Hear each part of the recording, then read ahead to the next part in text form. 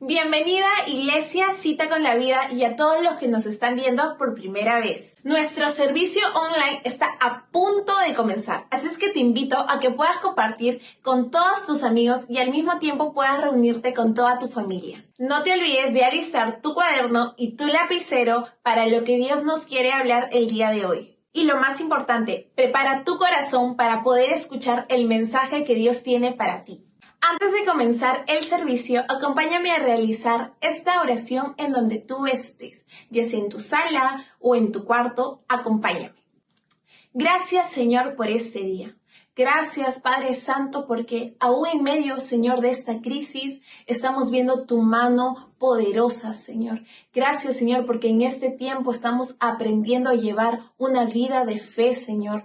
Gracias, Señor, porque en vez de ver la crisis, Señor, estamos viendo oportunidades, Padre. Señor, prepara nuestros corazones, abre nuestros oídos, Señor, y quita toda venda de los ojos, Señor, para poder escuchar y ver, Señor, lo que tú tienes para cada uno de nosotros. Que sea tu Espíritu Santo trayendo convicción a cada uno de nuestros corazones. En el nombre de Jesús, amén y amén.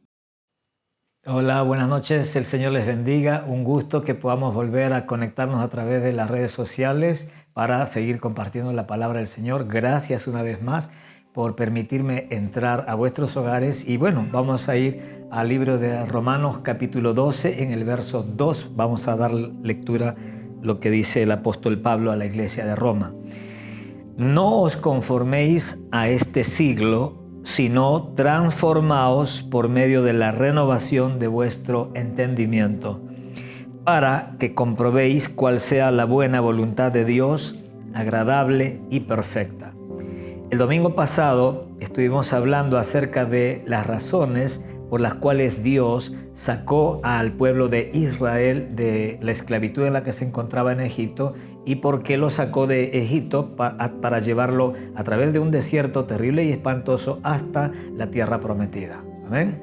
Así es que me gustaría de pronto, cosa que no hice el domingo, dicho sea de paso, me gustaría mencionarles 7 puntos que a mi juicio, según lo que pude entender de la palabra de Dios, de ese capítulo de Éxodo que leímos la semana pasada, considero, ¿verdad?, que son razones por las que Dios sacó al pueblo de Israel de Egipto. La primera de ellas, obvia, era justamente para librarlos o salvarlos de mano de Faraón, que los tenía esclavos, ¿no?, bajo un sistema opresor.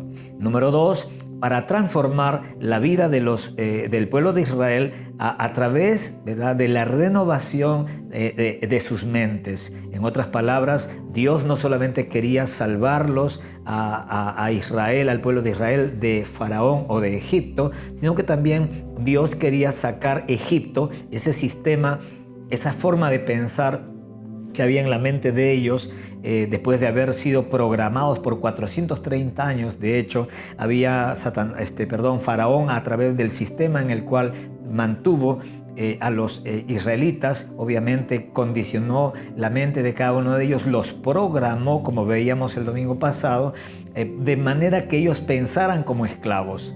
Y obviamente eso sería un impedimento terrible, como lo es hasta el día de hoy, para que el pueblo de Israel pueda llegar y arribar a la tierra prometida, la cual Dios les había entregado conforme, ¿verdad?, a la promesa que había hecho a Abraham.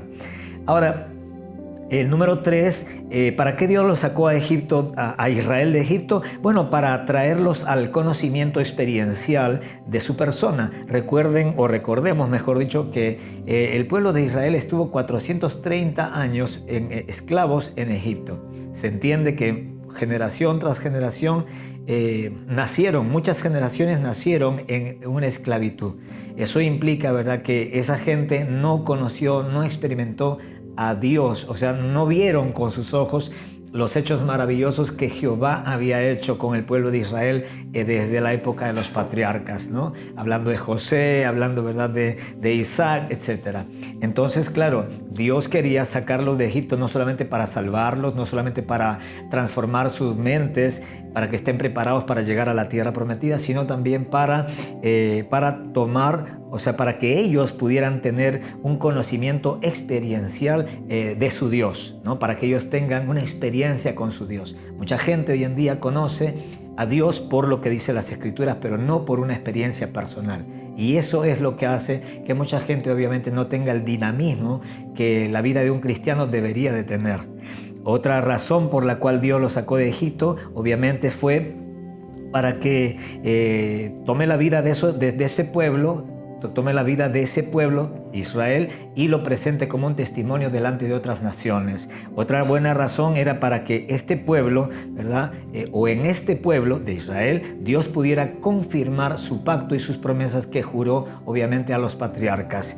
Otra buena razón era para que este grupo de israelitas aprendieran a vivir en comunidad, ¿no? En comunidad y bajo ciertas leyes, obviamente leyes que Dios mismo sería quien se las daría a través de su líder Moisés. Y por último, para que Dios, ¿verdad?, pueda expresarse o pueda manifestar su carácter, ¿no?, a través de su pueblo. Recuerde que cuando Dios viene a nuestra vida, no solamente viene porque quiere salvarnos, sino porque también quiere manifestarse a otras personas a través de nosotros. O sea, Dios viene para habitar en nosotros, pero también para manifestarse a través de nosotros. Dios quiere amar a alguien, seguramente en su familia, en su vecindario, en su trabajo, pero a través de usted. Amén. Así es que bueno, esta noche vamos a hablar de la mente.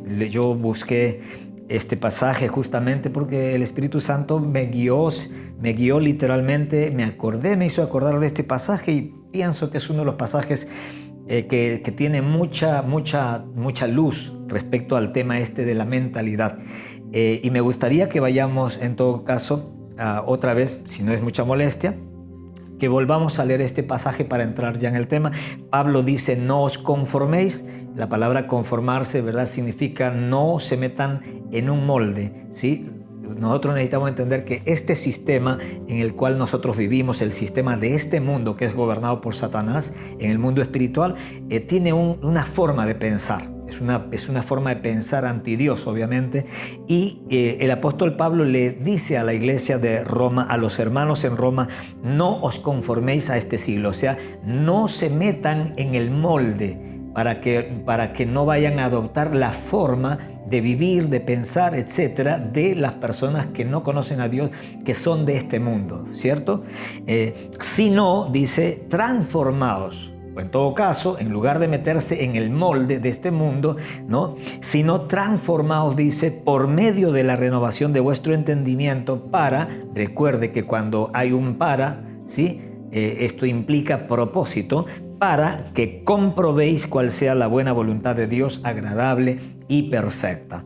Entonces, a manera de introducción, permítame recordarles, cuando nosotros leemos la palabra de Dios desde el Génesis hasta el Nuevo Testamento, nos damos cuenta, ¿verdad?, que Dios formó al hombre. Mire lo que voy a decir. Dios formó al hombre, el pecado lo deformó, el sistema lo conformó, la educación le informó, la religión lo reformó, pero solamente Dios puede transformar al hombre.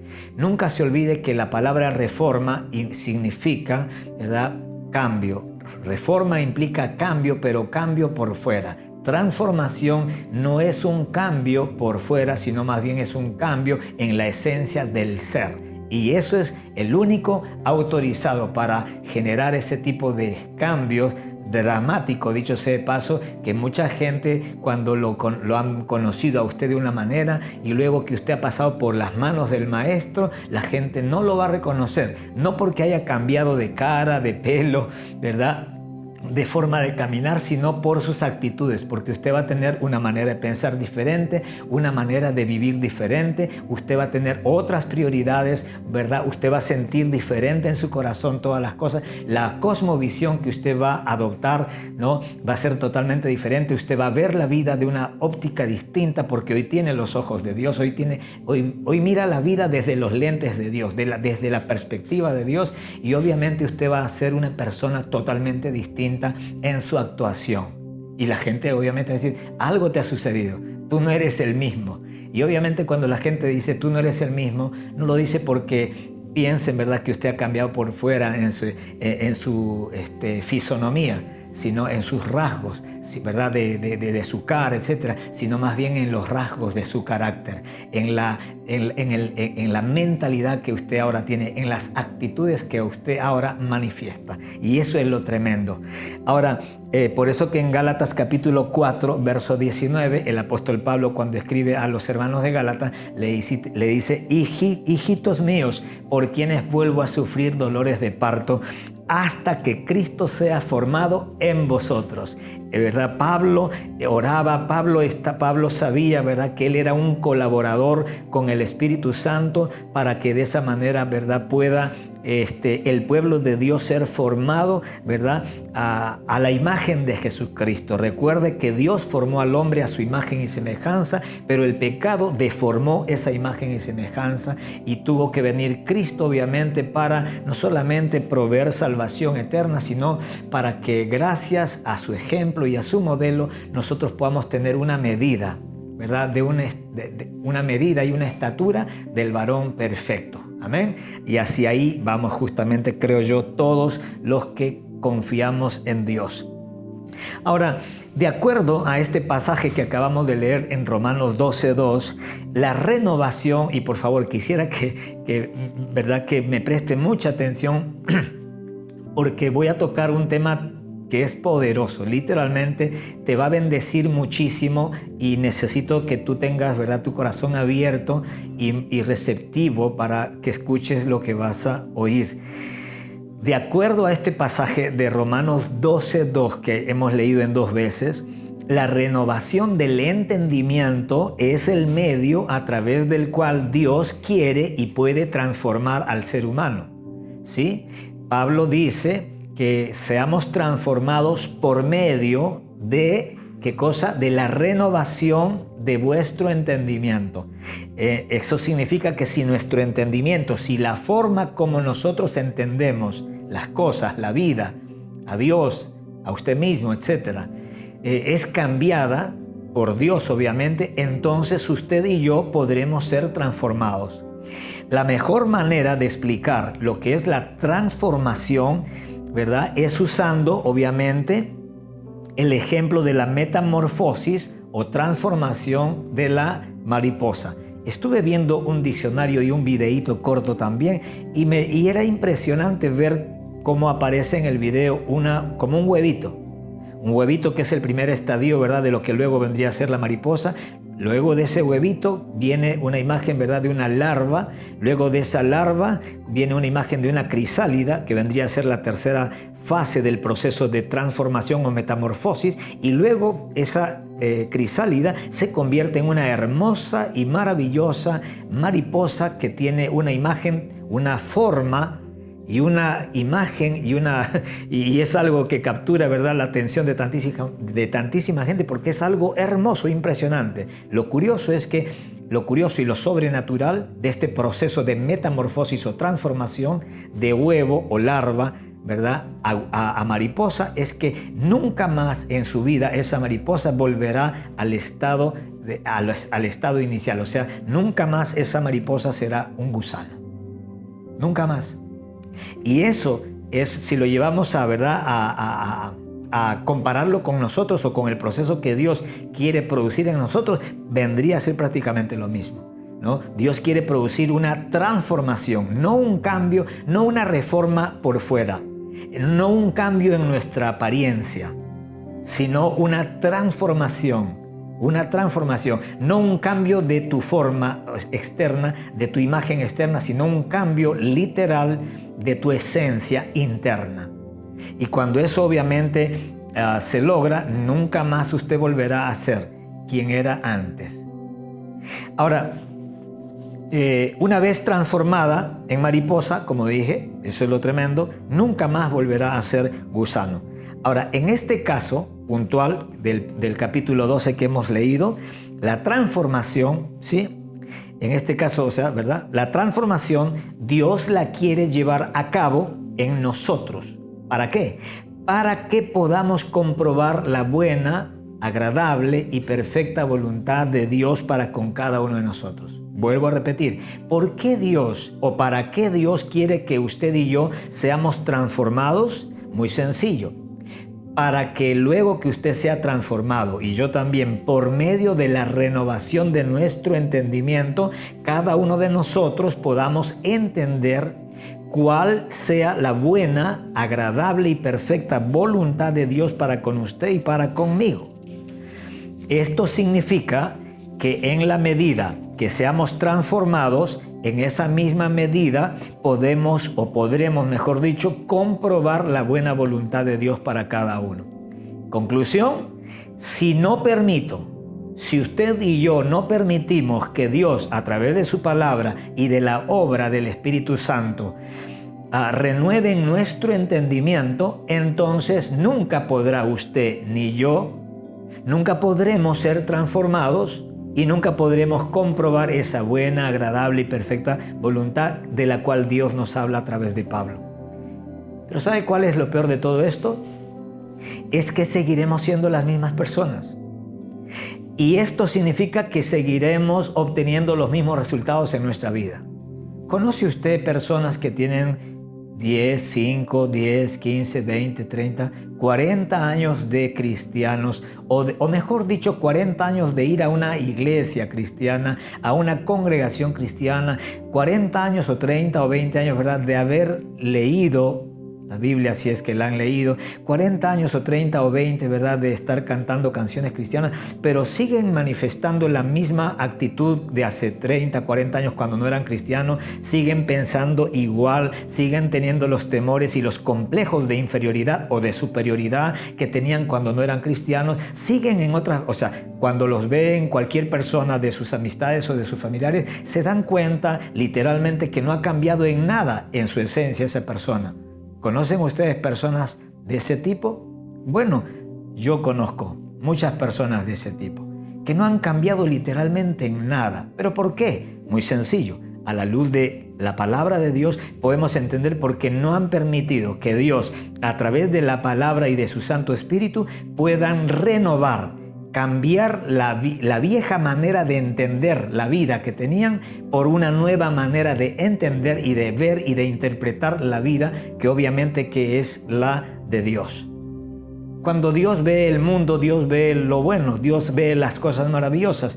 Cuando nosotros vemos a otra persona, nosotros vemos siempre lo malo de las personas, comenzando por nosotros. ¿Cuántas veces usted, al mirarse al espejo, usted solamente se ha detenido a contemplar lo malo que hay en usted? Lo curioso es que cuando Dios lo ve a usted, Dios no ve, no se concentra, no se enfoca en lo malo que hay en usted, sino más bien en el potencial, en todo lo bueno, ¿verdad? En todo ese potencial que hay dentro suyo, que Dios mismo sabe que Él lo ha puesto dentro suyo, para que luego usted pueda manifestar obviamente una personalidad, un carácter totalmente diferente.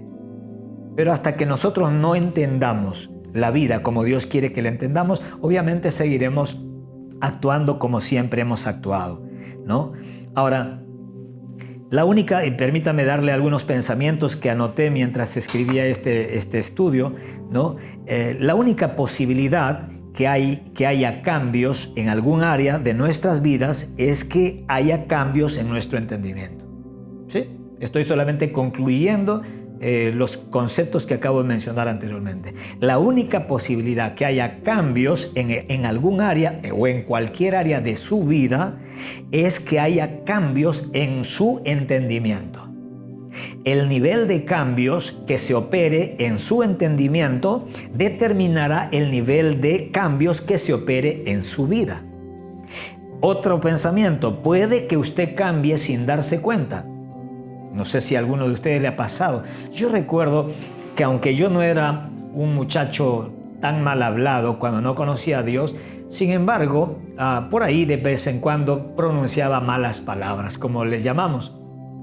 Y recuerdo que cuando comencé a ir a la iglesia y a discipularme y a leer la Biblia, comencé a hablar con Dios, a tener una relación con mi Padre, con Dios, como si fuera mi Padre, porque lo es. Entonces, cuando pasaron 4 o 5 meses y de pronto me di cuenta, en una situación, me di cuenta que yo ya no pronunciaba malas palabras, ya no hablaba cosas malas, ni se me salían esas explosiones que antes hacían, ¿verdad?, que salga una maldición de mi boca. Entonces, claro, yo dije, wow, ¿cuándo sucedió esto? ¿Cómo sucedió esto? Wow, esto es un milagro. Y es verdad, la transformación que Dios opera en cada uno de nosotros es un milagro. Es un milagro porque a veces ni nos damos cuenta que estamos siendo transformados y que ya no somos como éramos antes. Ahora, por eso dije hace un rato, ahora muchas veces nosotros mismos no somos conscientes de esta transformación, pero quienes sí son muy conscientes de esta transformación son las personas que están alrededor suyo y alrededor mío. Por eso que nosotros podríamos engañarle a cualquier persona de allá afuera. Podríamos venderle una imagen totalmente diferente. Allá afuera podríamos tener una imagen de gente con un carácter piadoso, con una mente de conquistador, etc. Y de repente en nuestra casa, y de hecho, pero no de repente, sino que, y lo más seguro, que en nuestra casa nos conozcan literalmente nuestra esposa, el esposo, los hijos, etc. Nos conocen obviamente tal como somos con todas nuestras debilidades. Ahora, a veces no es necesario por ello que una situación necesariamente tenga que cambiar. Porque cuando nosotros permitimos que Dios renueve nuestra manera de entender las cosas, lo más probable, ¿verdad?, que nosotros podamos cambiar nuestras actitudes respecto a algunas situaciones. A veces la gente dice, pastor, ore a Dios para que cambie esta situación en mi vida. Pastor, estoy orando para que Dios cambie a mi marido. Pero ¿qué le parece si oramos más bien para que Dios cambie a usted? Pastor, ore para que Dios cambie a mi esposa. ¿Qué le parece si oramos más bien para que Dios lo cambie a usted? Para que Dios renueve su manera de entender a su esposa, a su esposo, una situación que está viviendo. Pastor, ore para que cambie esta situación, ¿verdad?, de necesidad, de pobreza, de escasez, etcétera, que estamos viviendo por ahora. ¿Qué le parece si, bueno, está bien, vamos a orar por eso también, pero ¿qué le parece que mientras tanto, mientras no cambia nada, ¿verdad?, en su situación, qué le parece si oramos para que Dios cambie su manera de entender las cosas? Porque no vaya a ser que sea suficiente con que Dios cambie su manera de entender las cosas y, ¿verdad?, como para que usted comience a vivir de una manera diferente. Porque a veces, hermano querido, me ha pasado cuántas veces, cuántos años he querido que cambien personas y al no cambiar las personas me he desesperado, me he frustrado. Y obviamente Dios me ha hecho entender, supongo como a usted, que bueno, en todo caso voy a dejar que Dios me cambie a mí. Y cuando me he dispuesto a que Dios me cambie a mí, de pronto ni siquiera la otra persona ha tenido que cambiar o la situación que haya vivido antes haya tenido que cambiar. Porque me he dado cuenta, ¿verdad?, que mientras cambio yo por dentro y mientras mi entendimiento cambie, aunque no cambien las cosas de afuera, sin embargo, para mí han cambiado. ¿Por qué? Porque mi manera de verlas o de interpretarlas ahora es diferente. Por ejemplo, no vemos ahora, antes veíamos, si no tuviéramos a Cristo ahora, ¿verdad?, al Espíritu de Dios en nuestros corazones, seguramente haríamos una lectura de esta pandemia, de este coronavirus, una desgracia, algo fatal, algo mortal, y estuviéramos atemorizados, etc. Sin embargo, porque Dios no solamente, ¿verdad?, ha enviado su Espíritu Santo a nuestro corazón, sino que por causa del Espíritu de Dios y de la palabra, nuestro entendimiento es otro. Entonces no vemos como una desgracia las cosas que están pasando, sino más bien como una oportunidad para que Dios manifieste su poder, para que Dios manifieste su amor, su cuidado amoroso para con nosotros, sus hijos. De hecho, que estoy seguro, le doy gracias a Dios, muchos hermanos nos han contado acerca de milagros extraordinarios, milagros económicos, provisión sobrenatural. Es como que Dios no solamente le mandó cuervos a Elías, ¿verdad?, sino que también le está mandando más de un cuervo a más de uno de nuestros hermanos que nos están viendo. Y eso es increíble, porque eso hace que nuestra confianza en nuestro Padre, ¿verdad?, se mantenga intacta, y que nuestra boca no deje, ¿verdad?, de abrirse para pronunciar alabanzas y toda suerte, ¿verdad?, de bendiciones a aquel que está, ¿verdad?, gobernando por encima de todas estas cosas que están pasando temporalmente. Ahora, hermanos queridos, es esta la razón, mientras yo estaba meditando en este tema, es esta la razón, me hizo entender el Señor, por la cual Satanás ha cegado el entendimiento del hombre incrédulo. De hecho, permítame leer 1 Corintios 2:14, donde Pablo dice, 2 Corintios 4, 3 y 4. Pablo dice, pero si nuestro evangelio está aún encubierto, entre los que se pierden está encubierto, en los cuales el Dios de este siglo, Satanás, cegó el entendimiento de los incrédulos. ¿Para qué? ¿Para qué Satanás cegó el entendimiento? ¿Verdad? Como para que cegó, los volvió ciegos, pero ¿dónde? En su entendimiento de los incrédulos, para que no les resplandezca la luz del evangelio de la gloria de Cristo.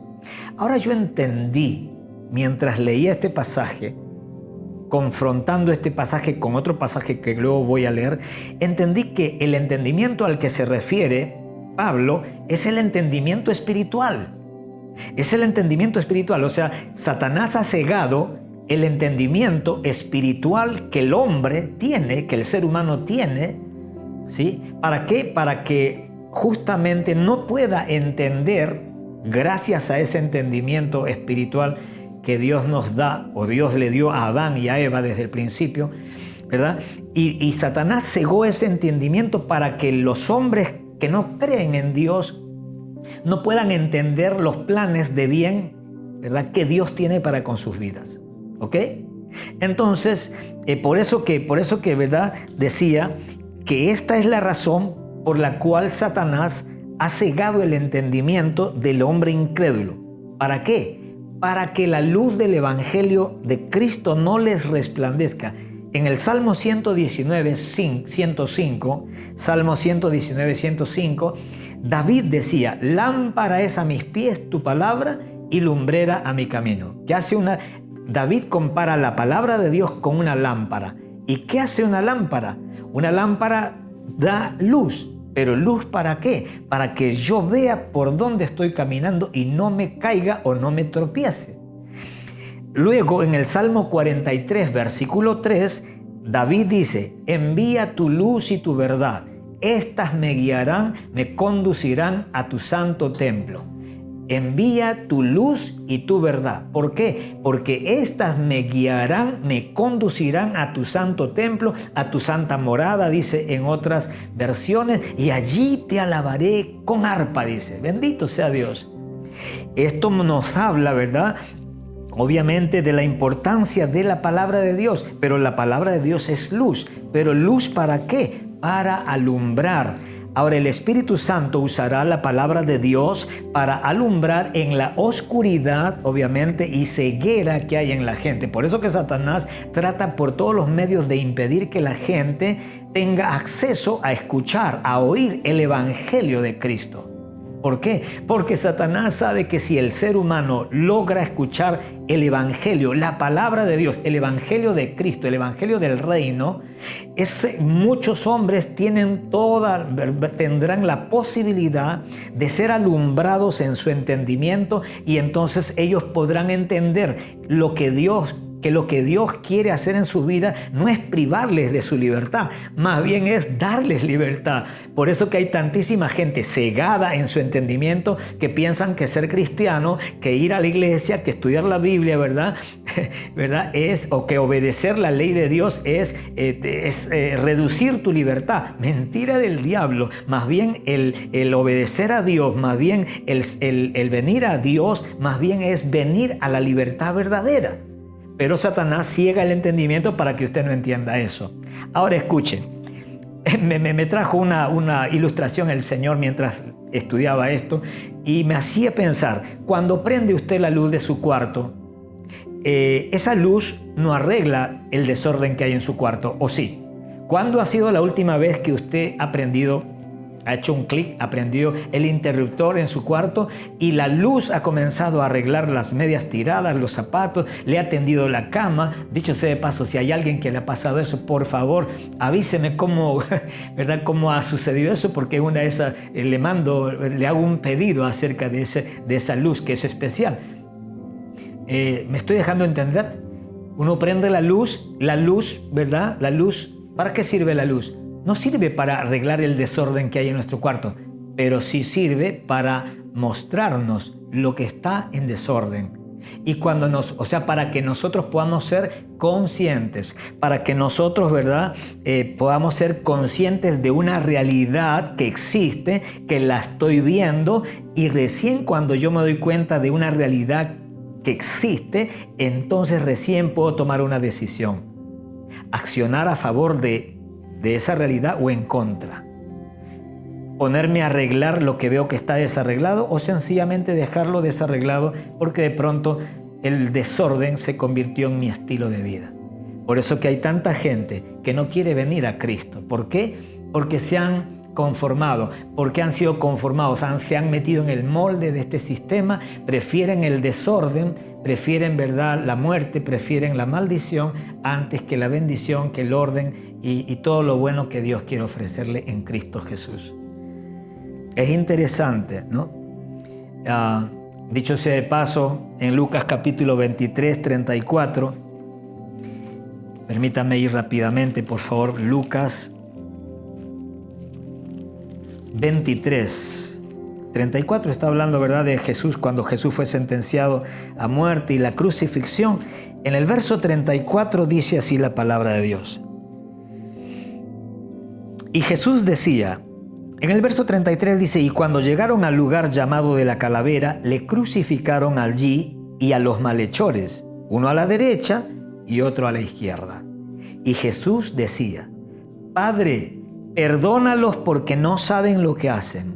Y repartieron entre sí sus vestidos, echando suertes. Y el pueblo estaba mirando, y aún los gobernantes se burlaban de él, diciendo, a otro salvó, que se salve a sí mismo. Si este es el Cristo, el escogido de Dios. Si es el Cristo, el escogido de Dios, ¿por qué no se salva? ¿Sabe una cosa? Me encanta, me sorprende, me impacta esta oración que Jesucristo hace en los últimos minutos, ¿verdad?, de su existencia en este cuerpo. Padre, perdónalos porque no saben lo que hacen. ¿Cómo? ¿No saben lo que hacen? Sí, no sabían lo que hacían. Cuando una persona comete un asesinato y luego es como que la gente que comete un asesinato muchas veces, guiado por los celos, la ira, el enojo, matan. Luego que han matado, ven a la persona que está cayéndose, muriendo, y mucha gente recién vuelve así y dice, no sé cómo pude hacerlo, ¿no? Y otra gente obviamente dice, pero ¿cómo? ¿No sabía lo que hacía? Esta gente por la que Jesucristo oró, en la cual también estábamos nosotros, de hecho, solo tenían un entendimiento intelectual de las cosas, y peor, ese entendimiento intelectual que tenían, además estaba influenciado por el mismo Satanás, ¿verdad? Influenciado por las tinieblas. De hecho, nosotros debemos entender, como mencioné hace un rato en 2 Corintios 4, 3, 4, el príncipe de este siglo, Satanás, es el que ciega el entendimiento. ¿Para qué? Para que hagamos cosas que no nos convienen. Para que hagamos cosas que cualquiera que ve de afuera podría decir, oye, pero este no está pensando. Pero este no piensa lo que hace. Pero este no se da cuenta lo que está haciendo. Pero esta mujer no se da cuenta todo el dolor que está provocando en su familia. Pero este hombre, al dejar tal cosa, no se da cuenta del dolor que causa a los hijos, a la esposa, etc. Pero este presidente, pero este alcalde, pero este funcionario, pero este pastor, pero quien sea. Cuando nosotros hacemos cosas que según el juicio normal de lo que es bueno y lo que es malo, y la gente muchas veces dice, pero esta persona no se da cuenta de lo que está haciendo. Yo me imagino, toda la gente, crucifíquenlo antes de que lo crucifiquen.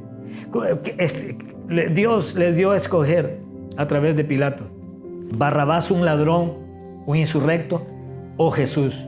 ¿A quién le perdonamos la vida? No, saquen a Barrabás, liberen a Barrabás, crucifiquen a Jesús, maten a Jesús. Pero perdón, ¿no sabían lo que están haciendo? No sabían lo que estaban haciendo. Pero ojo, por eso que hace un rato dije, Satanás ciega el entendimiento espiritual de la gente para que la gente no entienda, ¿verdad?, lo que pasa en el mundo espiritual. Satanás nos deja simplemente confinados a todo lo que nosotros podamos entender a través de nuestra razón. Por eso que el ser cristiano, en el sentido estricto de la palabra, debería de producir hombres y mujeres que tienen una perspectiva totalmente diferente a la de cualquier persona que no es cristiano, de verdad. ¿Por qué? Porque la diferencia tiene que hacerla Dios mismo en nuestras vidas. Si yo solamente veo lo que ve mi amigo que no es cristiano, si yo veo lo que él ve, oigo lo mismo que él oye, y a mi corazón sube lo mismo, la misma basura que sube al corazón de ese amigo o de esa persona que no conoce a Dios, entonces yo digo, ¿cuál es la diferencia? ¿En qué me diferencio de esa persona? Pero gracias a Dios, cuando el Espíritu Santo viene a morar dentro de nosotros, no solamente, ¿verdad?, irrumpe en nuestro espíritu para hacerse uno con Él, sino que también nuestra alma recibe el impacto de esa presencia santa, gloriosa y poderosa. Y por eso que nuestra alma comienza a recibir la sanidad. Comenzamos a ser sanados en las heridas que podamos tener en nuestra alma, nuestras emociones, nuestros sentimientos, nuestra memoria, nos volvemos más inteligentes, nos hacemos sabios, bendito sea el nombre de Jesús. Comenzamos a pensar totalmente diferente. Donde antes veíamos problemas, ahora vemos soluciones y oportunidades. Nos convertimos en personas 10 veces mejores que lo que éramos antes.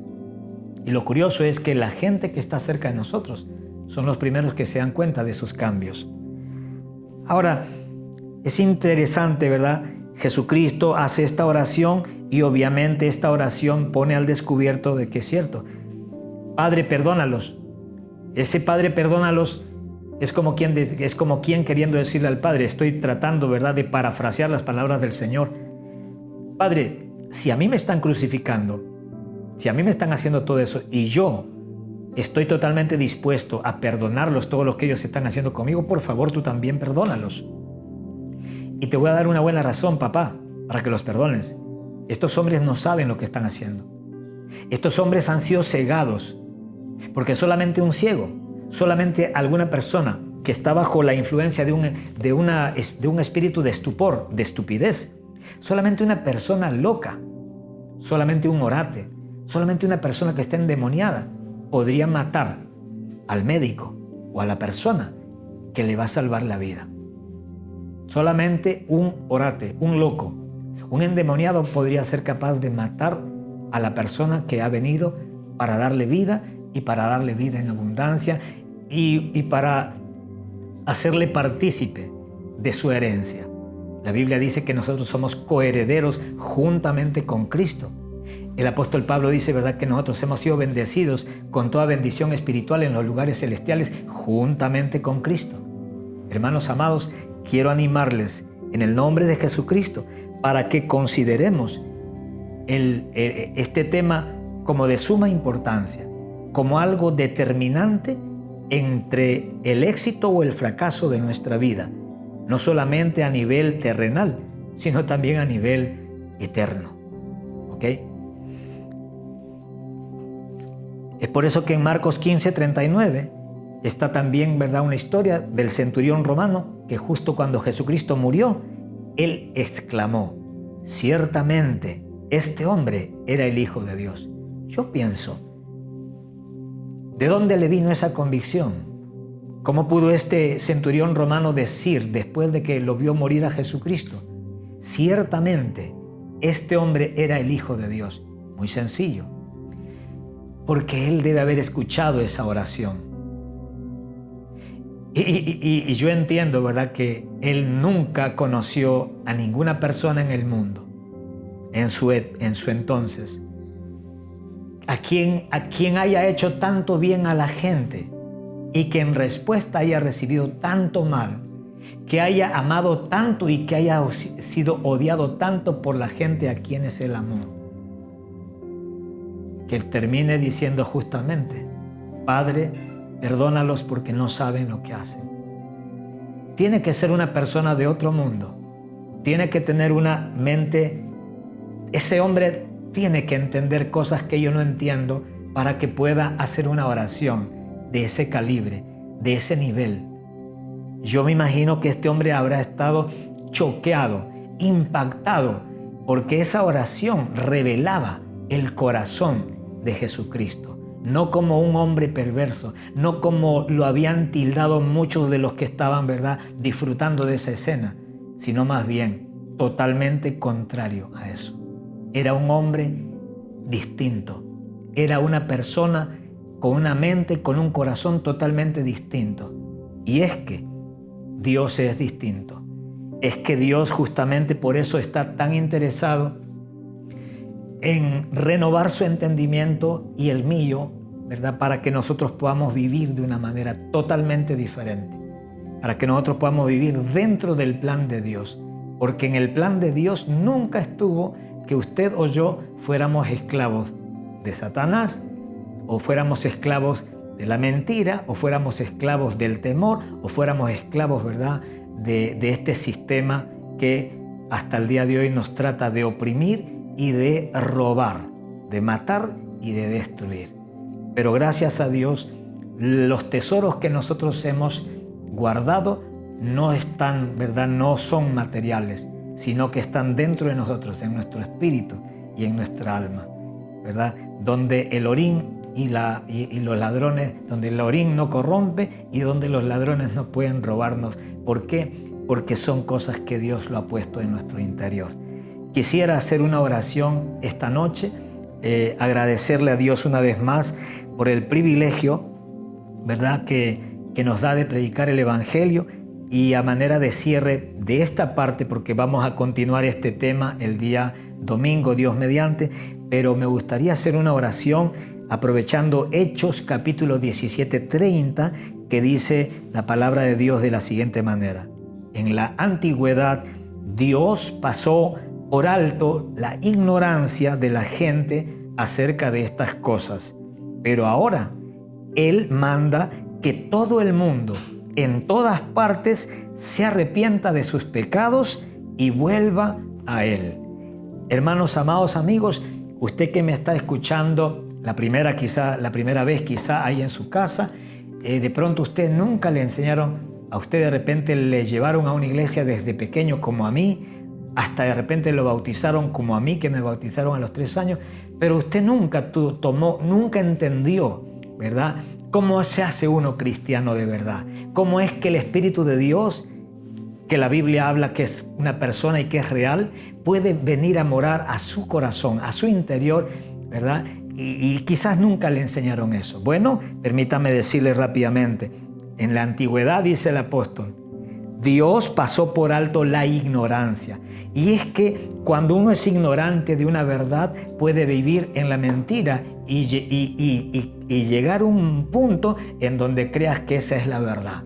Como le ha pasado seguramente a usted, por lo menos yo puedo dar testimonio. 27 años viviendo de una manera que yo pensaba que estaba bien. Y ojo, hasta iba a la iglesia, hasta hacía oraciones a un Dios que nunca conocí, ¿verdad? Nunca leí la Biblia, o si la leí, ¿verdad?, debe haber sido de una manera que nunca entendí lo que estaba leyendo. Sin embargo, el día que me arrepentí de mis pecados, el día que reconocí, ¿verdad?, que Jesucristo era mi única posibilidad de salvación, el día que yo decidí entregarle el gobierno de mi vida a Jesucristo y hacer a Jesús mi único Señor y el único Salvador. Ese día, cuando yo reconocí mi condición delante de Dios y reconocí la obra de Cristo en la cruz del Calvario a favor de la humanidad, cuando yo acepté por la fe que el sacrificio de Jesucristo era suficiente para librarme de la condenación eterna, ese día el Espíritu de Dios vino a morar dentro de mi corazón y este cuerpo se convirtió en su templo, en el templo del Espíritu Santo, como dice el apóstol Pablo a los Corintios. Quiero animarle que allí donde está usted, haga una oración sencilla. Pastor, ¿qué tengo que decirle a Dios? Muy sencillo, reconozca usted su condición delante de Dios. Acepte que usted ha pecado contra Dios, contra su palabra, contra el cielo. Y reconozca que si Dios envió a la cruz del Calvario a Jesucristo, fue para que Cristo llevara todos los pecados que usted y yo hemos cometido, ¿verdad? Para que luego que usted acepte por la fe el sacrificio de Jesús, usted literalmente pueda quedar limpio de todo pecado. Vamos a orar. Padre, en el nombre de Jesús, gracias te damos por tu palabra una vez más y gracias por la presencia de tu precioso, dulce, poderoso y maravilloso Espíritu Santo. Gracias, Dios mío, Señor, por la palabra que ha sido expuesta. Oro en el nombre de Jesús para que seas tú mismo, Dios, acomodando lo espiritual de tu palabra, lo espiritual que hay en cada persona. Y oro, Dios mío, Señor, también para que por causa de esta palabra muchas mentes puedan haber recibido, Señor, luz, para que muchos que han estado en oscuridad puedan ahora entender lo que no entendían y ahora que ven la realidad verdadera de sus vidas, ellos puedan desearte a ti, Dios mío, Señor, fuente de agua de vida y fuente de salvación. Padre, gracias en el nombre de Jesús. Amén, Señor, y amén. Amén. Que Dios les bendiga, ¿verdad? Queremos animarles como siempre el día domingo a través del Facebook, a través del YouTube y del canal 88 Mega TV. Estamos transmitiendo la prédica de estos días jueves, de los días domingos, 10 de la mañana nos reunimos a través de las redes sociales, ¿sí? Y todos los martes, como el martes que ha pasado, nos reunimos a las 8 de la noche a través de YouTube por el podcast Fe en Tiempo de Crisis. Queremos animarles para que cada uno de ustedes, si ha sido bendecido por esta palabra, compártanlo con otras personas, seguramente van a ser bendecidos. Dios les bendiga. Buenas noches.